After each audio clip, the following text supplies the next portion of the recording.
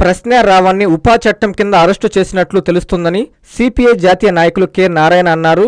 గతంలో పవన్ కళ్యాణ్ ప్రతిపక్షంలో ఉన్నప్పుడు ఏం మాట్లాడాడో రావణ్ కూడా అదే మాట్లాడారన్నారు. కడపలో ఆయన మీడియాతో మాట్లాడుతూ ఆనాడు పవన్ కళ్యాణ్ చెప్పు చూపించాడు, ఇప్పుడు రావణ్ చూపించలేదు, అదే తేడా అన్నారు.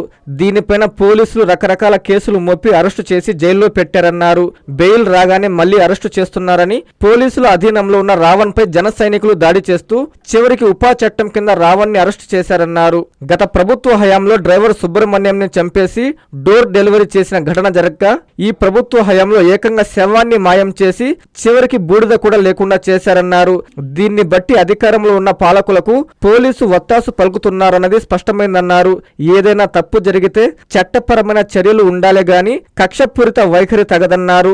రాజ్యాంగానికి న్యాయ వ్యవస్థకు వ్యతిరేకంగా రాష్ట్ర ప్రభుత్వం వ్యవహరించడం సరైంది కాదని ఈ సందర్భంగా ఆయన అన్నారు.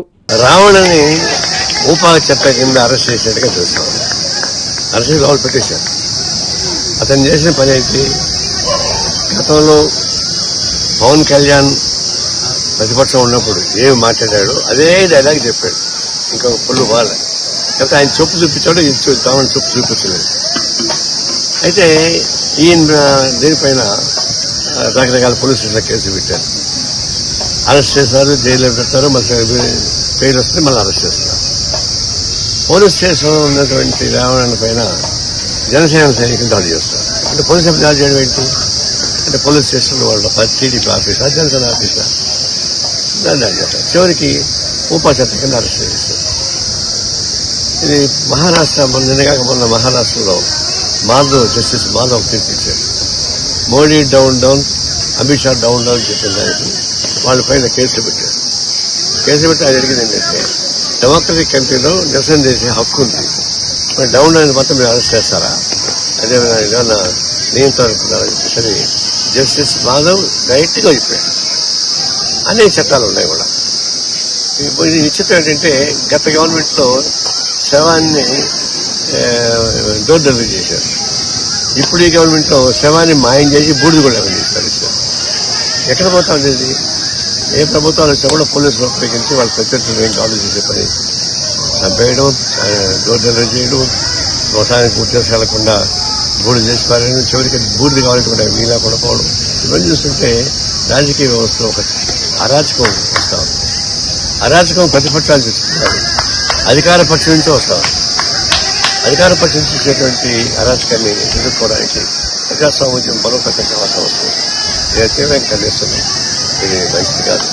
దీనిపైన చట్టపరమైన చర్యలు తీసుకోవాలి తప్ప, రాజ్యాంగాన్ని కాపాడుకోవాలి తప్ప, రాజ్యాంగ వ్యతిరేక న్యాయ వ్యవస్థ వ్యతిరేక పనులు రాష్ట్ర ప్రభుత్వం చేయడానికి మేము అంగీకరించాలి. విద్యుత్ వినియోగదారులకి శుభవార్త. కరెంటు బిల్లు ఎక్కువ వస్తుంది అని బాధపడుతున్నారా? ఏసీ మరియు ఇతర ఎలక్ట్రికల్ గీజర్లు, హోమ్ అప్లయన్సెస్ వాడకంలో పొదుపు చేస్తున్నారా? ఇప్పుడే నిర్ణయం తీసుకోండి. కేంద్ర రాష్ట్ర ప్రభుత్వాలు పీఎం సూర్యఘర్ పథకం ద్వారా 78,000 సబ్సిడీతో మరియు వినియోగదారులకు తక్కువ ఖర్చుతోనే బ్యాంక్ లోన్ సదుపాయం, తక్కువ 65 పైసల వడ్డీతో మీరు కట్టే కరెంటు బిల్లు బ్యాంకు ఈఎంఐ కట్టే విధంగా ప్రముఖ కంపెనీలు టాటా, అదానీ, వారీ, సోలార్ 25 సంవత్సరాల కంపెనీ వారంటీతో ఉచిత డాక్యుమెంట్ ఛార్జీలతో మా సిబ్బంది ద్వారా నిర్ణీత సమయంలో సమకూర్చబడును. కనుక ప్రతి ఒక్కరూ ఈ అవకాశాన్ని సద్వినియోగం చేసుకోండి. పూర్తి వివరాలకు ఈ క్రింది నంబర్లకు సంప్రదించండి. 9985299995, 9490471476, 9177038604. టెరోసోల్ green energy solutions private limited, Andhra Pradesh అన్ని జిల్లాల్లో అందుబాటులో ఉన్నాయి.